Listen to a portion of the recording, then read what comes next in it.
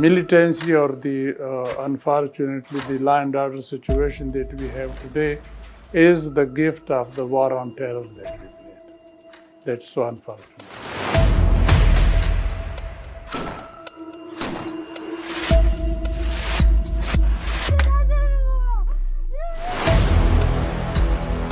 You fly the weapons from Egypt, send it to Peshawar, and then send them to Afghanistan? The reality is that terrorism is a way of war, and it is an enterprise. People get into it not because of ideology. People get into it because somebody is funding that war. We will tackle Taliban in a way we want.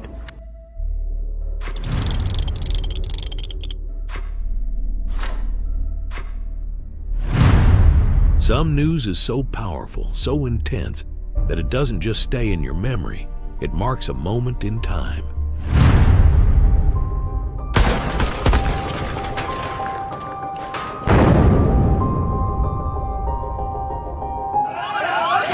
Well, this morning, wherever you live, wherever you are, those are our children.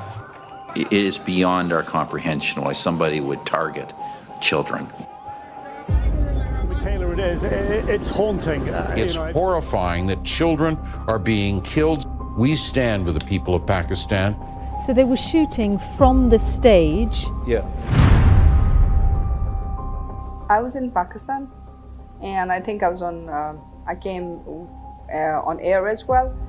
I think it shook us. It shook us as a society. It shook us on the narrative. It shook us in whatever haze was there on terrorism for Pakistanis.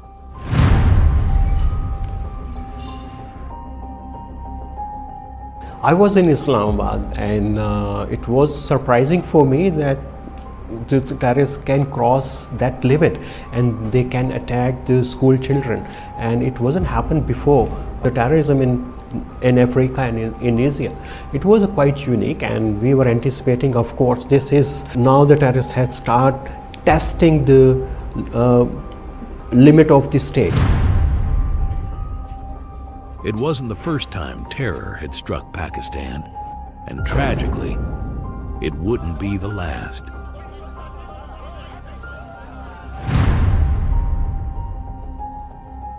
It is such a heavy or big,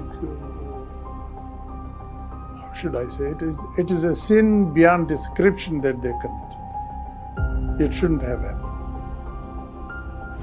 That day, 149 lives were taken, including 132 children.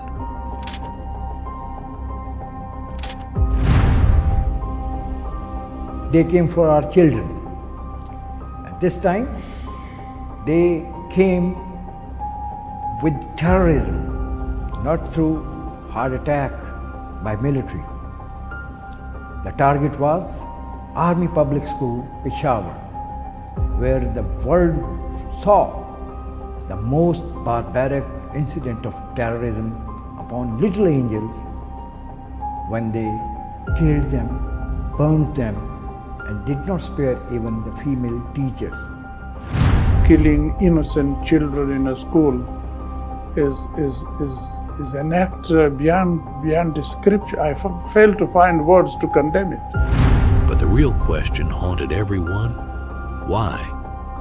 دغه کالج دغه سکول دغه د برتانیې دغه د امریکې در هم برخم کول غواړو دغه نظام ختمول غواړو. And even though a banned group called the TTP claimed responsibility, Today, if you're going to kill our children, what morality, what ideology, what religion are you claiming that you represent? None. But the real question was, who let it happen? And more chilling, who wanted it to happen?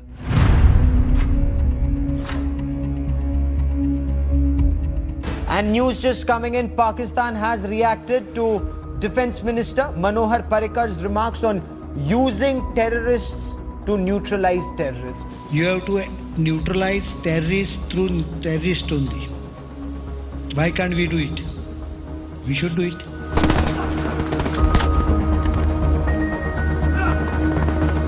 APS brought the reality home. The heinousness of it, the cruelty of it, and the venom with which these terrorists attack. And now I think investigations are clear, a lot of it also had links back to New Delhi. Somebody is funding this, somebody is giving them those military weapons, somebody is training them, somebody is exercising all those military plans and executing. What we are dealing with is militarized terrorism. It's funded, abated, sustained, and executed. No matter how you twist it, it goes and takes you back to military partners and state actors on the other side.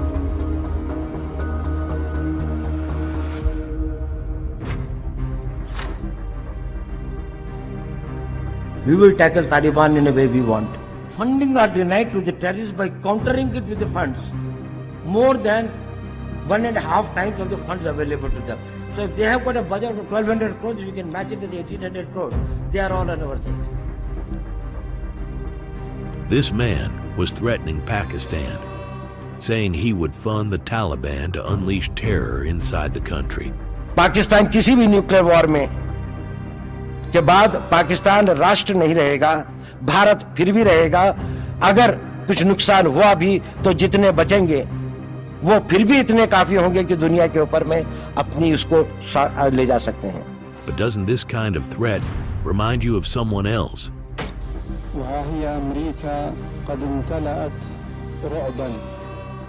Two different men, but their ideologies almost identical, different regions, yet the same venom, and their timelines strangely overlapping. To truly understand this chaos, this web of terror and power, we must go back a few decades.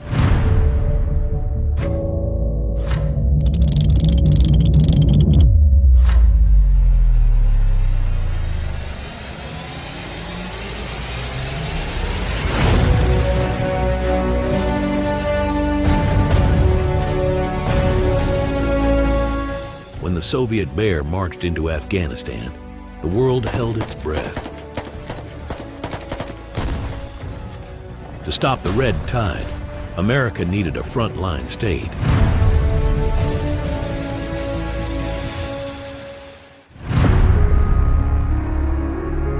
During the Soviet invasion of Afghanistan, the Mujahideen were in Pakistan. It was a staging arena, and it was toward the end of the Cold War. It was sort of at the height of the Cold War, and it was, as it turned out, coming toward the end.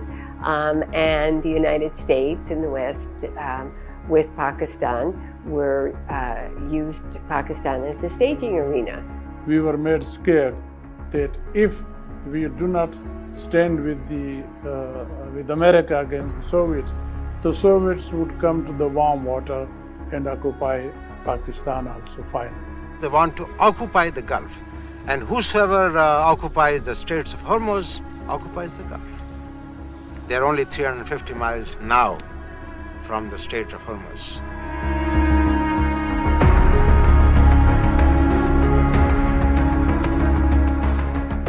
Jihad, a sacred belief, turned into a strategic tool. The cost, a radicalized generation.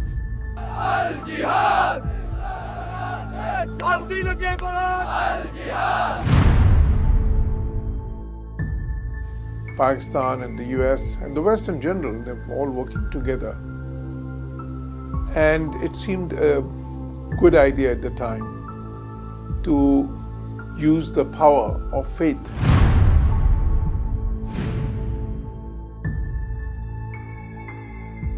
Pakistan was a partner in this. General Zia-ul-Haq was very much with the Americans, and the Americans were very much with General Zia-ul-Haq as well, in arming and training the Mujahideen to fight in Afghanistan against the Soviet Union. Ronald Reagan was the US president at the time, and he hosted some of them and called them freedom fighters.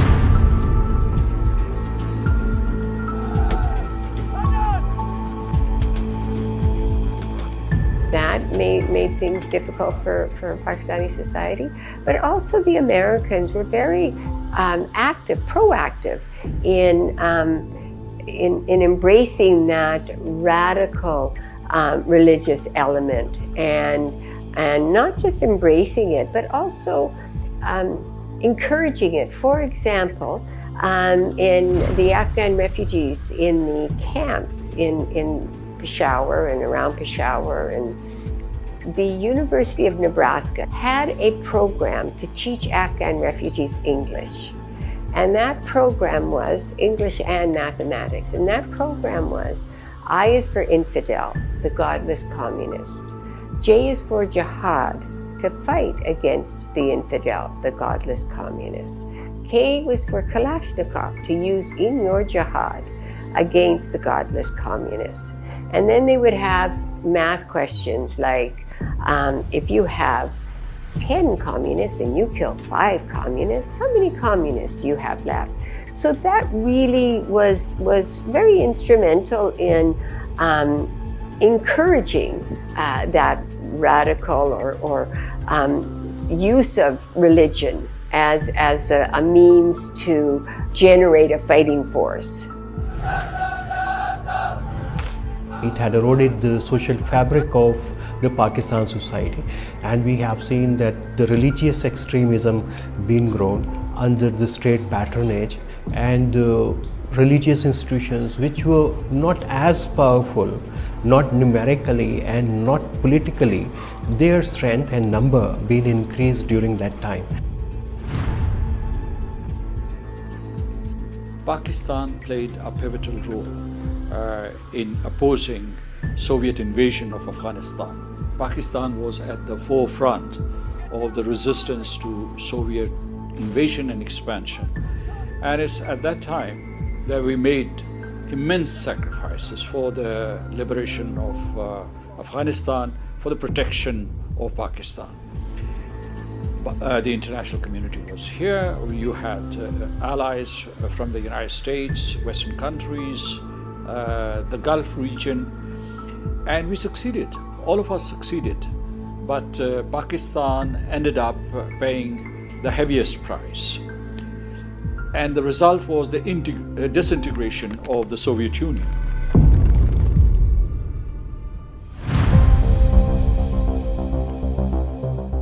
The question is, the war comes, it was not of our making. So what kind of an exit strategy are we talking about? Once the Soviets left, Americans washed their hands, they left. And it was left for Pakistan to clear the market. America walked away with its goals fulfilled, but for Pakistan, the real war had just begun. Long-term consequences unseen, unspoken. We saw a lot of infighting in Afghanistan, and the end result was that Afghanistan was in chaos. And that basically meant a second wave of refugees in Pakistan, which had actually followed the first wave, which was not small. It was in millions of people who actually came to Pakistan. It has been a continuous effect on Pakistan's security, degradation in our strategic culture, where we saw not only a prevalence of crime, I would say organized crime, drugs, and unfortunately religious intolerance. This has been the first consequence of the Afghan war in Pakistan. At one point of time, almost 5 million Afghan refugees in Pakistan. It had an impact. It had an impact on the local resources. Deforestation took place. It introduced heroin culture, Kalashnikov culture, and so that's how you can say that it had more negative impact. Our understanding was that the international community will host these people. But what we saw is that these people were left in Pakistan as unknown citizens who continue to live amongst the various administrative challenges of global refugee migration. So that is what happened. But my feeling is that in the early years after that, what Pakistan had contributed and Pakistan's sacrifices, both financial and in terms of death toll we were taking. And why were we taking that? Because when we were cementing resistance in Afghanistan, then the Soviet Union at the time, through their like intelligence agencies, KGB for instance, and KHAD, which was the Afghan intelligence agencies, but it was controlled by the Russians as well. They started like fomenting terrorism, promoting terrorism in Pakistan in a big way, in a huge way, to a huge scale, and the losses were just immense, and not just the losses in terms of the people we were losing, law enforcement agencies and innocent citizens. We dealt with the remnants of terrorism, mujahideen which had descended on this part of the world from all over the world, especially from the Arab world. They stayed back. Osama bin Laden was one of them. Later on he migrated to other parts of the world, for instance to Sudan, and then he returned. But this was a dilemma for Pakistan. Pakistan wanted to disarm, demobilize and reintegrate mujahideen. And we extended this effort to Afghanistan also. Not only we were doing this in Pakistan, we tried to promote harmonious relationship between different factions of mujahideen. We did not succeed. There was a raging civil war in Afghanistan.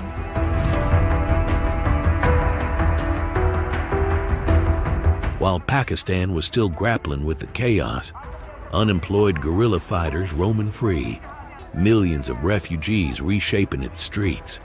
Then came a new storm.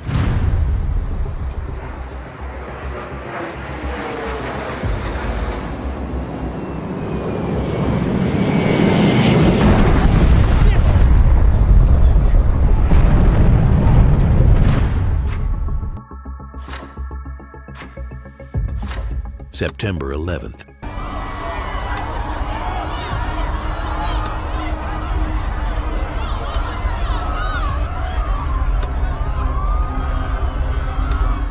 Either you are with us or you are with the terrorists. And with it, a war that would drag Pakistan even deeper into the shadows. So we paid a heavy price for that, both in militancy, in defense, in economy, in culture, and as I said, in drug and Kalashnikov. The militancy or unfortunately, the law and order situation that we have today is the gift of the war on terror that we played. To the Americans, Pakistan was too close to the Afghan fighters. To the fighters, Pakistan was too close to America. Caught in a deadly paradox. And the end result was what? We saw the highest number of terrorist attacks in Pakistan, second to Afghanistan. We saw that there is again lots of involvement of international actors, international terrorist organizations actually using Afghan territory for their own purposes, and of course regional intelligence agencies using the disarray in Afghanistan for their own benefit. On one side, the U.S. kept demanding, do more, but under the smoke and fire, Pakistan whispered, no more. Our economy has been damaged by the challenges brought about by the spate of terrorism. That's one thing. The other thing is Pakistan's image in the whole world, as a country, any country mired in these type of conflicts, in terms of terrorism, is not seen as an investment destination, is not seen as a tourist destination, is not seen as a trade destination. And that is actually the biggest loss that we had in some ways. Caught between belief and betrayal, Pakistan was thrown into a war where the battlefield was unclear and the enemy faceless. But was this fight for peace or just to please? And in trying to de-radicalize the radicalized, was Pakistan itself slipping deeper into the fire? You cannot change the children of war with a click. These are people who have gone through the atrocities of war. They're people who were caught in a conflict cycle. So if they have to be changed, there has to be a very big effort generated.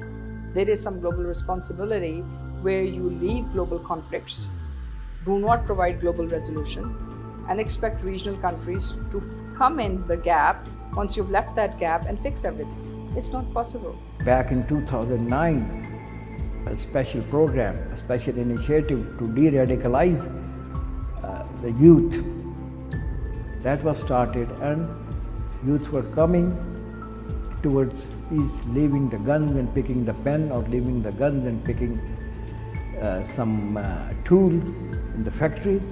Sabaul was basically a very unique idea, and we had basically borrowed from Saudi Arabia. They were also experimenting the similar kind of the rehabilitation of the terrorists and the radicals, and they had put them in the prisons, and they had tried several methods, including de-education or de-radicalization.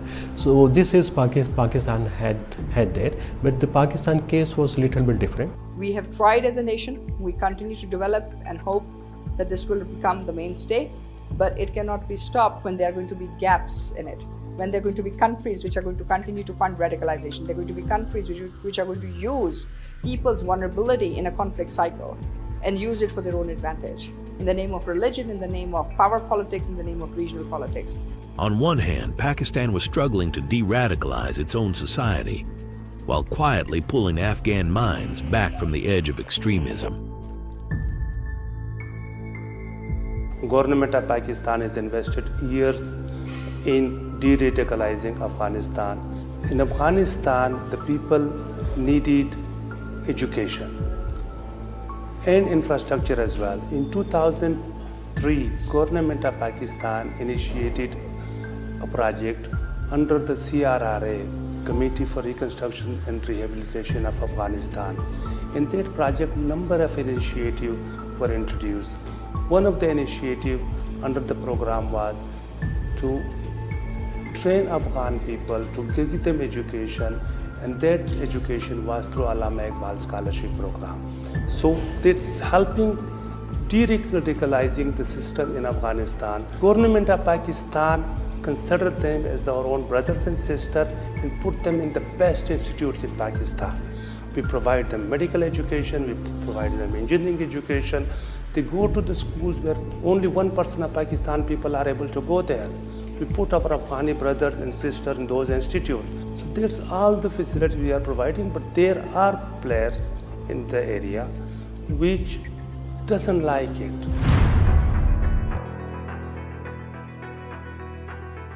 But while Pakistan was busy putting out fires within, another enemy saw an opportunity in the smoke. From across the border, India moved in, fueling terror from Afghan soil, funding proxies to strike deep inside Pakistan. The most stringent effect has been the destabilization of the Pakistani state, the use of the Afghan territory by Indian intelligence agencies and other actors who have used the vulnerability of the Afghan state and the war-prone Afghans for their own purpose. Terrorists which are operating in Balochistan, and most of them have been funded by state organizations, and unfortunately in this case by India, who has been acting in different places.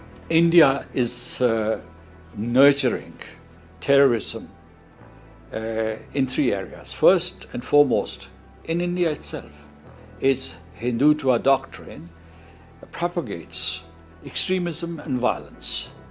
Because the way Hindutva is working, where they are marginalizing their people through legal action, and they are, disenfranchising them even from citizenship, then every Indian whose rights have been apprehended, who has been marginalized on the basis of economic marginalization, political marginalization, and in the case of India, there are cases of lynching, there are cases of absolute abuse of power by state officials and government. Why is it that we do not see India hit by terrorism? Because Pakistan has not been supporting terrorism in India. But we see Pakistan being hit by concentrated attacks of terrorism.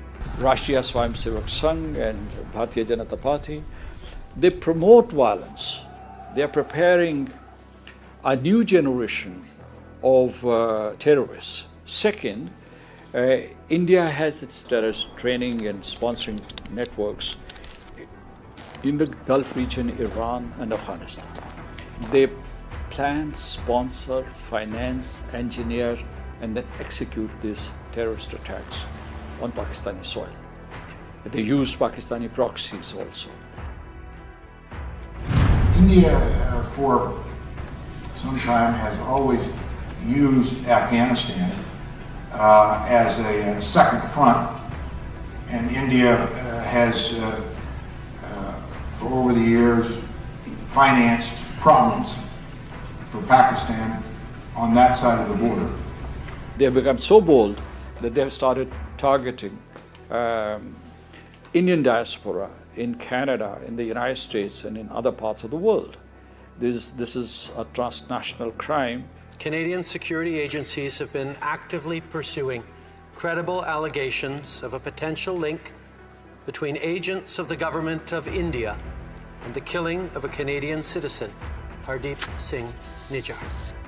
ये नया भारत है, घर में घुसकर मारता है. U.S. prosecutors have announced charges against an Indian man accused of plotting to assassinate an American citizen on American soil. Prosecutors say Nikhil Gupta had plans to kill a Sikh separatist leader in New York City. But this wasn't the first time. हम हर तरह से मुक्ति बाहिनी की सहायता करेंगे. In 1971, it trained Mukti Bahini.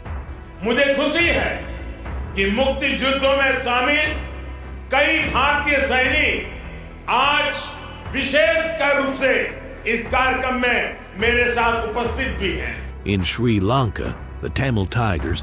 But the fact is that the Tamil Tigers, including Prabhakaran, were trained by the Indian Army. During the period of Mrs. Indira Gandhi, she and M.G. Ramachandran extended full support to us and helped our organization's growth. And now, using the same old playbook, explosions rocked Pakistani cities once again.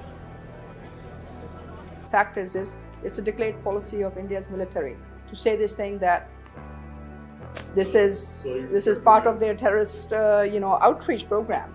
For the lack of a better word, they believe that destabilizing Pakistan at a non-state actor level is kosher. The question remains, is this war really about terror or about a neighbor who never stopped seeing Pakistan as the real enemy? रोटी खाओ, वरना मेरी गोली तो है ही. On one side, Pakistan, still fighting the flames of terrorism, de-radicalizing minds, rebuilding a broken generation. But on the other side, a dangerous game unfolds. India, using false flag attacks to ignite more hate. 4 tourists who have been targeted, they've been attacked by the terrorists in Pahalgam. Pakistan's involvement is now emerging behind the... India has launched missile strikes against Pakistan tonight. When India pointed fingers, when it unleashed fire under the shadow of false flags. This time, not through proxy, not only through terrorism, but through direct attack. Direct military assault. Again, this time, the main target was killing innocent civilians, children, women, and elder people. It thought Pakistan would be cornered, silenced. But what came next wasn't just a response, it was a message written in fire and steel. Bismillahirrahmanirrahim.